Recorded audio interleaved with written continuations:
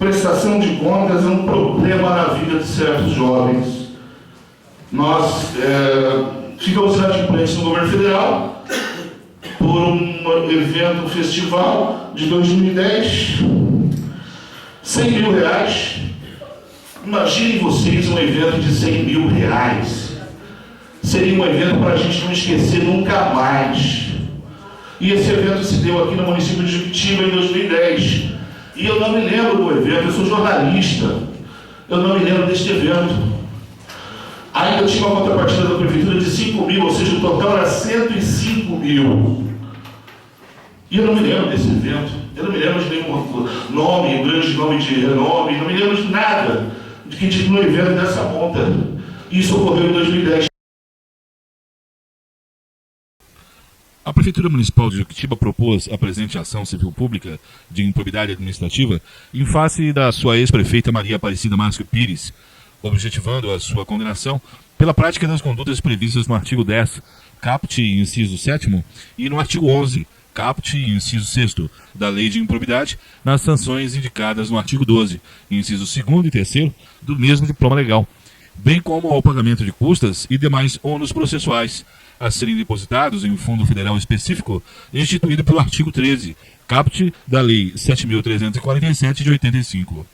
Postula, ainda, que seja o nome da requerida inscrito no Cadastro Nacional de Condenados por Ato de Improbidade Administrativa, a teor das resoluções número 44 e 50 do Conselho Nacional de Justiça. Alega, em suma, que a ré foi prefeita do município de Juquitiba no período de 2008 a dezembro de 2012 e que, nessa qualidade, celebrou com o Ministério do Turismo o convênio 73.2633-2010, CIAF número 2010, NS 002888, em 23 de abril de 2010, no valor de R$100 mil, o qual teve vigência no período de 23 de 4 de 2010 a 9 de 7 de 2010, tendo por objetivo a realização do projeto Primeiro Festival Cultural de Juquitiba, pelo qual a municipalidade ficaria obrigada a dispor de R$5 mil, incumbindo à entidade concedente o repasse dos recursos federais da ordem de R$100 mil. Assevera que a ré, no momento de prestação de contas relativa ao referido convênio, não cumpriu de forma satisfatória sua incumbência, acarretando diversos apontamentos pela fiscalização técnica e financeira do Ministério do Turismo, os quais foram encaminhados à municipalidade para atendimento das exigências, sendo que a ré não atendeu às exigências do Ministério do Turismo, considerada irregular a prestação de contas referente ao convênio, provocando a inscrição em desfavor do município de pendências junto ao SINCONV e CIAF, impossibilitando-o de receber repasses referentes a verbas e convênios federais. A petição inicial veio instruída com documentos, folhas 23.229, determinada à vista ao Ministério Público, folhas 228. O mesmo informou que a apresentação de parecer dependeria da prévia intimação ou manifestação das partes, no termo do artigo 83, inciso 1 do CPC, folhas 230. A União informou o seu desinteresse em intervir na demanda, conforme parecer 30/2013 AGU PRU 3G5, aprovado pelo doutor Procurador Regional, em despacho na nota técnica 23/2013 AGU PRU Gabinete, folhas 237.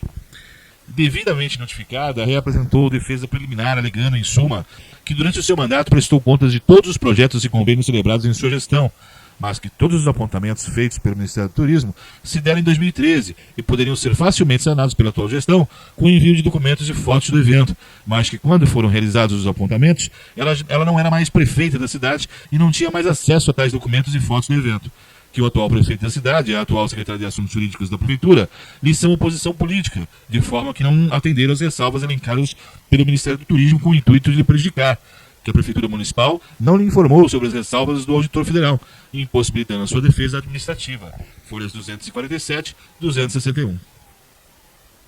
A autora postulou pela juntada de ofício do Ministério do Turismo, informando a reprovação das contas prestadas pela requerida e que os valores objetos do convênio deverão ser ressarcidos num prazo de 15 dias, requerendo, em caráter de urgência, o bloqueio de bens em nome da requerida para garantir eventual ressarcimento ao erário, nos termos do artigo 12, inciso 3º da Lei de Improbidade Administrativa, folhas 262 e 268. O Ministério Público Federal informou concordar com o pedido de bloqueio dos bens da requerida para assegurar o futuro ressarcimento ao erário e o pagamento de multas legais. É o breve relatório. Passo a decidir. No caso em tela, Requer a Prefeitura do município de Juquitiba a condenação do réu às penas do inciso 2 e 3º do artigo 12 da Lei 8.429 de 92, por incorrer nas condutas do artigo 10, caput e inciso 7º, e no artigo 11, caput e inciso 6º da mesma lei, in verbis. Artigo 10. Constitui ato de improbidade administrativa que causa lesão ao erário, qualquer ação ou omissão, dolosa ou culposa, que enseje perda patrimonial, desvio, apropriação, malbaratamento ou dilapidação dos bens ou haveres das entidades referidas no artigo 1º desta lei.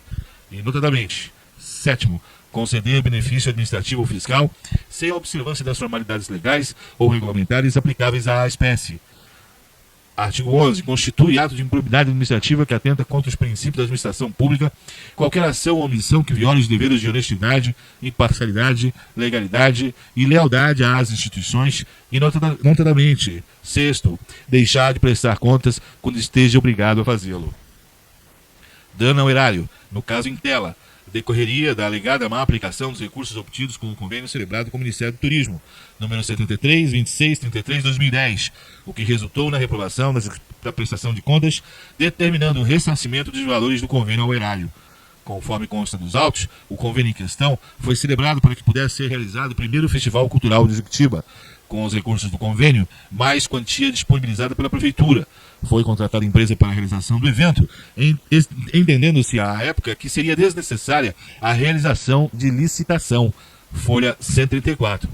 A Prefeitura de Juquitiba obrigava-se, pelo convênio, a executar o plano de trabalho conforme aprovado, a sujeitar-se à fiscalização dos órgãos competentes, a manter conta bancária específica para o evento, a aplicar os recursos conforme também o plano de trabalho aprovado, a observar a legislação relativa às licitações públicas, entre outras obrigações.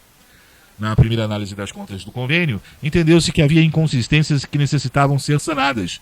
Folha 193, especialmente no tocante à dispensa de licitação para locação de alguns itens, sonorização, iluminação, palco, gerador, tendas. Folha 196, há pendências na contratação de dupla sem apresentação do contrato de exclusividade com o intermediário, concluindo-se que, apesar de ter cumprido o plano de trabalho, a contratação por inexigibilidade de licitação não foi adequada. Verificou-se ainda que a assinatura do contrato com a empresa M. Sampaio Produções Artísticas deu-se antes da finalização do convênio. Constatou-se ainda a ausência de apresentação de nota fiscal relativa ao custo do evento e a ausência de aplicação financeira dos recursos destinados, bem como de notificação aos partidos políticos, como determina a lei. Por fim, considerou-se reprovada a realização do objeto, realização física, e reprovadas as contas. E a ré não logrou afastar as irregularidades apontadas, nem apresentou qualquer elemento que afastasse inequivocamente a suspeita da prática de ato que configura improbidade administrativa, estando presentes, portanto, indícios razoáveis da sua ocorrência, impondo-se o recebimento da inicial. Quanto ao pedido de decretação de indisponibilidade de bens, a Constituição Federal, no artigo 37, 4º, enuncia que os atos de improbidade administrativa importarão a suspensão dos direitos políticos, a perda da função pública, a indisponibilidade dos bens e o ressarcimento ao erário na forma e na gradação prevista em lei, sem prejuízo da ação penal cabível. Porém, a Lei 8.429 de 92 não traça requisitos causais específicos para a indisponibilidade de bens nas ações de improbidade. Sendo assim, a medida deve pautar-se pela presença cumulativa dos pressupostos genéricos das ações cautelares em geral, o periculum in mora e o fumus moriuris. A medida tem por objetivo evitar que os demandados eventualmente possam se desfazer de seus bens, dificultando ou impossibilitando o ressarcimento ao erário, bem como para assegurar o resultado útil do processo, estando inserida no âmbito do poder geral de cautela do juiz, previsto no artigo 798 do Código de Processo Civil. Vale ressaltar que a indisponibilidade de bens, fundada na negação de prática de ato de improbidade administrativa, apesar de medida excepcional, deve ser aplicada quando há nos autos elementos suficientes da existência do ilícito e de sua autoria, o que se verifica no caso concreto em razão do acima exposto. No caso em tela, o fumus moriuris está demonstrado, especialmente pelos fatos que ensejaram o recebimento da inicial. Já o periculum in mora reside na possibilidade de ineficácia da prestação jurisdicional, caso a medida pleiteada seja deferida somente à final, havendo o risco de estar impossibilitado em integrar o ressarcimento dos danos causados ao patrimônio público no caso de futura condenação. Assim, entendo que os atos apontados nos documentos que acompanham o inicial configuram em tese atos de improbidade. conforme exposto acima, sendo evidente o risco de prejuízo ao erário, sendo imperioso o recebimento da inicial e o deferimento do pedido de decretação de indisponibilidade dos bens da ré. Isto posto, recebo a inicial e defiro a liminar, para determinar a indisponibilidade dos bens móveis e imóveis da ré, bem como de eventuais cotas sociais titularizadas por ela, até o montante suficiente a garantir o débito em aberto, devendo ser efetivada a medida através da expedição de ofício aos cartórios de registro de imóveis da cidade de Juquitiba, ao Detran de São Paulo e à Junta Comercial do Estado de São Paulo para as averbações necessárias. Após, cite-se a ré, intime-se, publique-se. São Paulo, 5 de novembro de 2013.